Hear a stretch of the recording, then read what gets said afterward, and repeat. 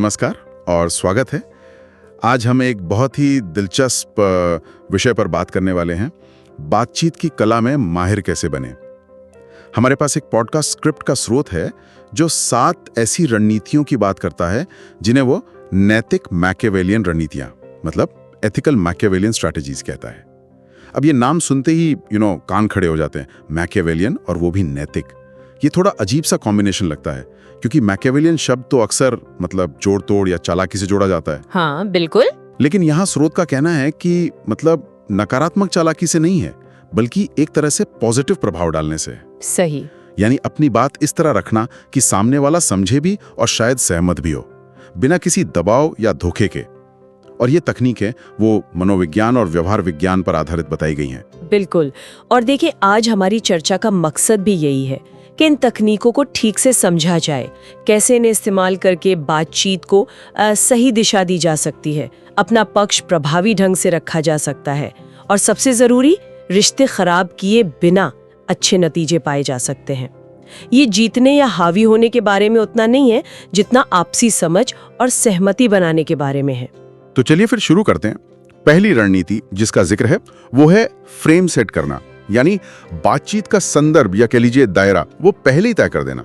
सुनने में तो ये आसान लगता है, पर इसमें असल में क्या क्या शामिल है? इसमें कई छोटी छोटी चीजें आती हैं, जैसे आप बातचीत किस मुद्दे से शुरू करते हैं, कौन से शब्दों का चुनाव करते हैं। एक मिसाल लें, अगर आप किसी मुश्किल को समस्या कहते हैं तो सुनने वाले का ध्यान फौरन अड़चनों पर जाता है, नेगेटिविटी पर। हाँ सही है। लेकिन अगर आप उसे चुनौती कहते हैं तो दिमाग समाधान खोजने की तरफ मुड़ जाता है। ये शब्दों का खेल ही तो फ्रेमिंग है। आप किस पृष्ठभूमि में अपनी बात रख रहे हैं वो भी फ्रेम का हिस्सा है। अच्छा। और ये काम इसलिए करता है क्योंकि हमारा दिमाग जानकारी को समझने के लिए हमेशा एक संदर्भ या एक ढांचे की तलाश में रहता है। तो सही फ्रेम देने से आप उस प्रक्रिया को एक तरह से गाइड करते हैं। अच्छा, तो सही शब्द चुनना और बातचीत का शुरुआती माहौल तय करना, वो फ्रेमिंग है। इसे इस्तेमाल करने का सही तरीका क्या हो सकता है? मान लीजिए कोई बातचीत को गलत मतलब नेगेटिव दिशा में ले जा रहा हो, तो क्या करें? हाँ, ये अच्छा सवाल है। स्रोत ये सुझाता है कि हमेशा एक पॉजिटिव या समाधान उन्मुख फ्रेम चुनें। अपने सवाल भी उसी फ्रेम के दायरे में पूछें। अगर कोई बातचीत को नेगेटिव फ्रेम में ले जाए तो सीधे टोकने के बजाय आप धीरे से पॉजिटिव पहलू या समाधान की तरफ इशारा करके बातचीत को वापस अपने फ्रेम में ले आएं। जैसे अगर कोई कहता है ये प्रोजेक्ट तो बहुत मुश्किल है, हो ही नहीं सकता, तो आप कह सकते हैं हाँ, इसमें कुछ चुनौतियां जरूर है, पर अगर हम इन खास पहलुओं पर ध्यान दें तो शायद रास्ता निकल सकता है। आपका क्या ख्याल है? यहाँ आपने देखिए फ्रेम बदल दिया। समझ गया। तो बातचीत का मैदान तैयार करने के बाद उस पर पहला निशान कैसे छोड़ा जाए? यहीं पर शायद दूसरी रणनीति आती है जिसे स्रोत एंकरिंग या लंगर डालना कहता है। ये क्या चीज है? एंकरिंग एक बहुत ही दिलचस्प मनोवैज्ञानिक तकनीक है। इसका मतलब है बातचीत की शुरुआत में ही कोई एक शुरुआती बिंदु, कोई संख्या या कोई तुलना पेश करना जो बाकी की बातचीत के लिए एक तरह का कह सकते हैं पैमाना बन जाए। ये पहली जानकारी एक एंकर यानी लंगर की तरह काम करती है और बात के सभी निर्णय या विचार उसी के आसपास फिर घूमते हैं। अरे हाँ, ये तो मैंने मोल भाव में बहुत देखा है। दुकान वाला पहले बहुत ज्यादा दाम बताता है, बिल्कुल, फिर थोड़ा कम करता है और हमें लगता है वाह क्या बढ़िया डील मिल गई, जबकि शायद वो कम किया हुआ दाम भी ज्यादा हो। बिल्कुल सही पकड़ा। व्यापारिक बातचीत में ये बहुत आम है। वो ऊंची शुरुआती कीमत एक एंकर बन जाती है जिससे बात की कम कीमतें ज्यादा वाजिब लगने लगती हैं। लेकिन इसका इस्तेमाल सिर्फ कीमतों तक ही सीमित नहीं है। अच्छा। आप किसी प्रोजेक्ट के टाइमलाइन, बजट या किसी भी ऐसे पहलू के लिए एंकर सेट कर सकते हैं जिसमें नंबर हो। जैसे किसी प्रोजेक्ट पर बात करते हुए कहना, आमतौर पर ऐसे प्रोजेक्ट में 6 महीने लगते हैं लेकिन हम इसे 4 महीने में करने की कोशिश करेंगे। यहाँ 6 महीने एंकर बन गया जिससे वो 4 महीने ज्यादा महत्वाकांक्षी और प्रभावी लगते हैं।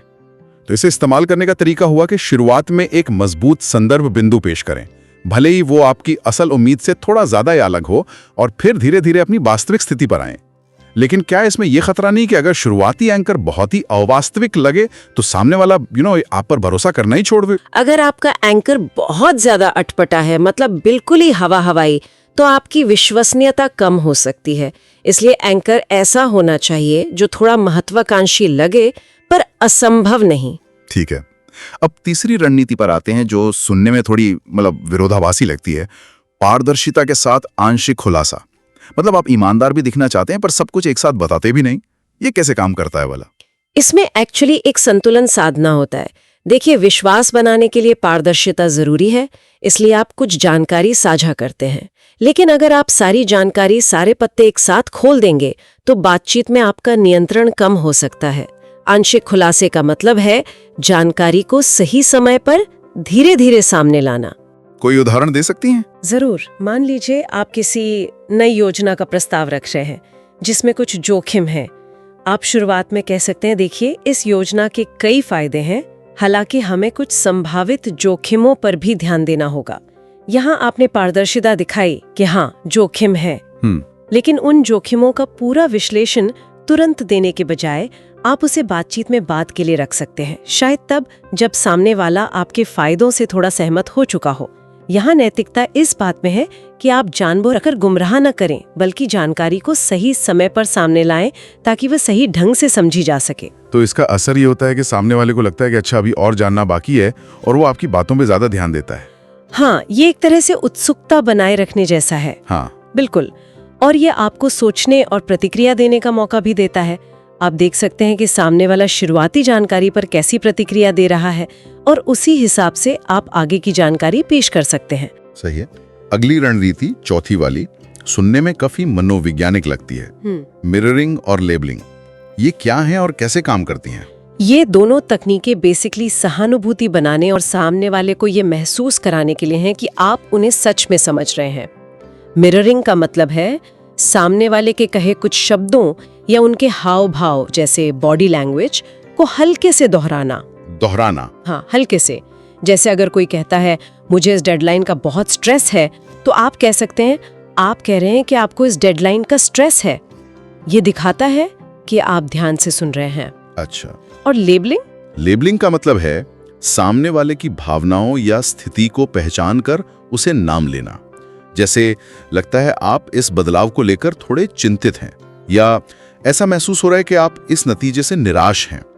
जब आप किसी की भावना को सही ढंग से लेबल करते हैं तो उन्हें लगता है कि हाँ, इन्हें समझ आ रहा है, जिससे वे और ज्यादा खुलकर अपनी बात रख पाते हैं। अरे हाँ, ये तो मैंने महसूस किया है। जब कोई मेरी ही बात दोहराता है या कहता है कि लगता है तुम परेशान हो, तो वाकई लगता है कि वो मेरी स्थिति समझ रहा है। पर क्या इसमें बनावटी लगने का खतरा नहीं है अगर बार बार किया जाए तो? बिल्कुल, इसमें बनावटी लगने का खतरा है, खासकर अगर इसे बहुत ज्यादा या गलत तरीके से किया जाए। मिररिंग बहुत सूक्ष्म होनी चाहिए, तोते की तरह रटना नहीं। हाँ। और लेबलिंग हमेशा एक सवाल की तरह होनी चाहिए, दावे की तरह नहीं। जैसे आप गुस्से में हैं कहने के बजाय क्या आप थोड़ा परेशान महसूस कर रहे हैं कहना बेहतर है। इसका मकसद सामने वाले को सहज महसूस कराना है, न कि उन्हें असहज करना। समझ गया। अब आते हैं पांचवी रणनीति पर। विलंब करें लेकिन अस्वीकार नहीं, यानी डिले बट डोंट डिनाई। तुरंत ना मत कहो, सोचने का समय लो। ये क्यों जरूरी है? कई बार हम दबाव में या जल्दबाजी में हाँ या ना कह देते हैं, जिससे बाद में पछताना पड़ता है। तुरंत जवाब देने से आपकी स्थिति कमजोर हो सकती है। सोचने के लिए समय मांगना ये दिखाता है कि आप विचारशील हैं और मुद्दे को गंभीरता से ले रहे हैं। आप कह सकते हैं ये एक अच्छा सवाल है, मुझे इस पर थोड़ा सोचने का समय दीजिए, या मैं इस पर विचार करके आपको कल तक बताता हूँ। लेकिन अगर हमें पता है कि जवाब ना ही है तो भी समय क्यों मांगे? सीधे मना क्यों ना कर दें? देखिए, सीधे ना कहने से बातचीत वही खत्म हो सकती है या सामने वाला डिफेंसिव हो सकता है। समय लेने से आपको सोचने का मौका मिलता है कि ना को किस तरह कहा जाए, शायद और नरमी से, या शायद कोई वैकल्पिक समाधान खोजा जा सके। हो सकता है आप पूरी तरह ना कहने के बजाय किसी शर्त के साथ हाँ कह सकें। ये आपको नियंत्रण देता है और सामने वाले को भी लगता है कि हाँ, मेरी बात पर विचार तो किया गया। ये तो रोजमर्रा की जिंदगी में भी बहुत काम आ सकता है। अच्छा, अब छठी रणनीति है छोटी छूट देना, ऑफर अ स्मॉल कंसेशन। ये तो फिर से वो मोल भाव वाली बात लग रही है। हाँ, ये उससे मिलती जुलती है पर थोड़ी अलग भी है। बातचीत में कभी कभी थोड़ी नरमी दिखाना, कोई छोटी सी रियायत देना फायदेमंद हो सकता है। इससे सामने वाले को लगता है कि उन्हें कुछ मिल रहा है, कि उनकी बात का वजन है। ये रिश्ते को बनाए रखने में भी मदद करता है। पर कितनी छूट और कब? कहीं ऐसा ना हो कि छूट देते देते हम अपना मुख्य लक्ष्य ही खो दें। यही इसका महत्वपूर्ण पहलू है। छूट छोटी होनी चाहिए, यानी ऐसी जो आपके मुख्य उद्देश्य को प्रभावित ना करे। ये एक रणनीतिक कदम है, हार मानना नहीं। आपको ये तय करना होगा कि आपके लिए क्या चीज कम महत्वपूर्ण है, लेकिन सामने वाले के लिए शायद ज्यादा मायने रखती हो। वो छोटी सी चीज देकर आप बड़ी चीज पर सहमति बना सकते हैं। जैसे कीमत पर अड़े रहने के बजाय आप डिलीवरी टाइम थोड़ा जल्दी करने पर मान जाएं, अगर वो आपके लिए आसान हो और क्लाइंट के लिए जरूरी। दिलचस्प बात यह है कि स्रोत कहता है कि जब आप एक छोटी छूट देते हैं तो सामने वाले को लग सकता है कि अच्छा और गुंजाइश है और वो ज्यादा मोलभाव कर सकता है। क्या ये उल्टा नहीं पड़ सकता? ये एक संभावना तो है, लेकिन ये बातचीत को जारी भी रखता है। अगर आप बिल्कुल टस से मस नहीं होते तो बातचीत अटक सकती है। छोटी छूट देकर आप दिखाते हैं कि आप लचीले हैं और समाधान चाहते हैं। हाँ, आपको तैयार रहना होगा कि सामने वाला शायद थोड़ी और रियायत मांगे, और आपको पता होना चाहिए कि आपकी सीमा कहाँ है, उससे आगे नहीं जाना। ठीक है। और अब आखिरी 7वीं रणनीति जो थोड़ी हिम्मत वाली लगती है, जगह छोड़ देना या पीछे हट जाना, वॉकिंग अवे। क्या मतलब है इसका? बातचीत छोड़कर चले जाना? हाँ, लेकिन गुस्से में या हमेशा के लिए नहीं। ये एक रणनीतिक कदम है। अगर बातचीत किसी बिंदु पर आकर अटक गई है, सामने वाला अपनी बात पर अड़ा हुआ है और कोई प्रगति नहीं हो रही, तो उस समय के लिए बातचीत से पीछे हट जाना एक शक्तिशाली संकेत हो सकता है। आप शांति से कह सकते हैं, मुझे लगता है कि हम अभी इस पर सहमत नहीं हो पा रहे हैं, शायद हम इस पर दोबारा सोचने की जरूरत है। मैं कुछ समय बाद आपसे फिर संपर्क करता हूँ। इससे क्या हासिल होगा छोड़कर जाने से? ये कई काम करता है। पहला, ये आपको दबाव से बाहर निकालता है और सोचने का मौका देता है। दूसरा, ये सामने वाले को आपकी स्थिति की गंभीरता का एहसास कराता है। उन्हें लगता है कि आप अपनी बात पर मजबूत हैं और शायद वे अपनी मांग पर पुनर्विचार करें। कई बार जब आप पीछे हटते हैं तो सामने वाला आपको रोकने या बीच का रास्ता निकालने की कोशिश करता है। लेकिन इसमें सावधानी बरतनी होगी, है ना? कहीं ये धमकी जैसा ना लगे या भाई रिश्ता ही ना टूट जाए। बिल्कुल, ये कदम बहुत सोच समझकर और शांति से उठाना चाहिए। आपका लहजा अहंकारी या गुस्से वाला नहीं होना चाहिए, और ये वाकई अंतिम उपाय होना चाहिए जब बाकी रास्ते बंद नजर आए। इसका मकसद गतिरोध तोड़ना है, रिश्ता तोड़ना नहीं। चलिए, इन 7 रणनीतियों को एक साथ मिलाकर देखते हैं। स्रोत में एक उदाहरण दिया गया है। एक फ्रीलांसर है, क्लाइंट के साथ प्रोजेक्ट की कीमत पर बात कर रहा है और क्लाइंट बजट कम करवाना चाहता है। इसे कैसे नेविगेट किया जा सकता है इन तकनीकों से? हाँ, ये अच्छा उदाहरण है। मान लीजिए क्लाइंट कहता है, आपका 1,20,000 रुपए का कोटेशन ज्यादा है, हम 1 लाख से ज्यादा नहीं दे सकते। फ्रीलांसर पहले एंकरिंग और फ्रेम सेटिंग का इस्तेमाल कर सकता है। वो कह सकता है, मैं समझता हूँ बजट एक अहम पहलू है। इस प्रोजेक्ट में लगने वाले जो हाई लेवल ग्राफिक्स और तकनीकी काम हैं, उनको देखते हुए 1,20,000 रुपए का अनुमान है। पर हम ये जरूर देख सकते हैं कि 1 लाख रुपए के बजट में कौन कौन से मुख्य फीचर्स शामिल किए जा सकते हैं। अच्छा, यहाँ 1 लाख रुपए एंकर है और बातचीत को फीचर्स पर लाकर फ्रेम सेट किया गया, मतलब समाधान की तरफ। ठीक है। अगर क्लाइंट फिर भी 1 लाख पर अड़ा रहे तो फ्रीलांसर विलंब तकनीक अपना सकता है। ठीक है, मुझे थोड़ा समय दीजिए ताकि मैं देख सकूं कि इस बजट में बेस्ट क्या संभव है। मैं आपको 2 घंटे में अपडेट करता हूँ। फिर फ्रीलांसर आंशिक खुलासा और छोटी छूट के साथ वापस आ सकता है। मैंने इसे देखा।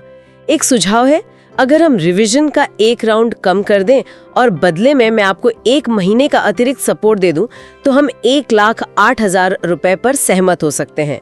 आपका क्या विचार है? अरे वाह! यहाँ पूरी मांग नहीं मानी, पर एक छोटी सोची समझी रियायत दी गई, साथ में कुछ वैल्यू ऐड भी की। वाह! इस छोटे से संवाद में ही एंकरिंग, फ्रेमिंग, विलंब और छोटी छूट का कितना बढ़िया इस्तेमाल हुआ।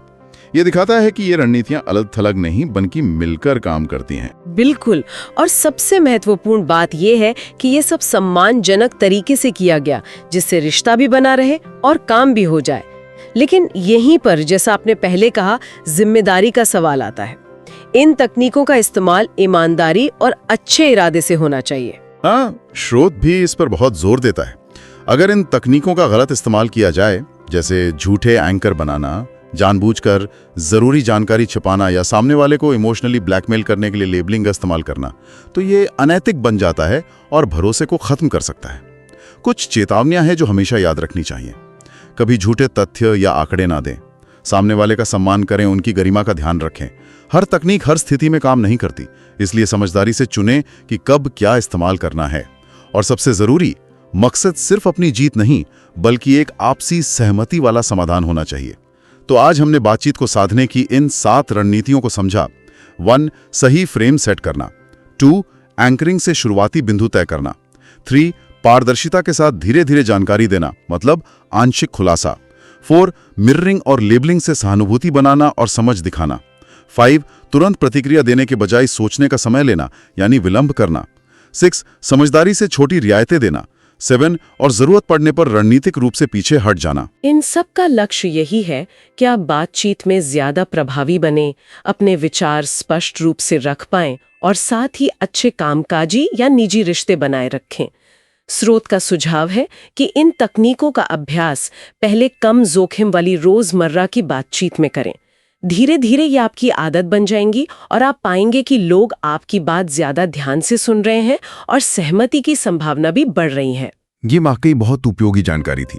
इस गहरी और व्यावहारिक चर्चा के लिए आपका बहुत बहुत धन्यवाद। धन्यवाद आपको भी। और श्रोताओं के लिए एक अंतिम विचार छोड़ जाते हैं।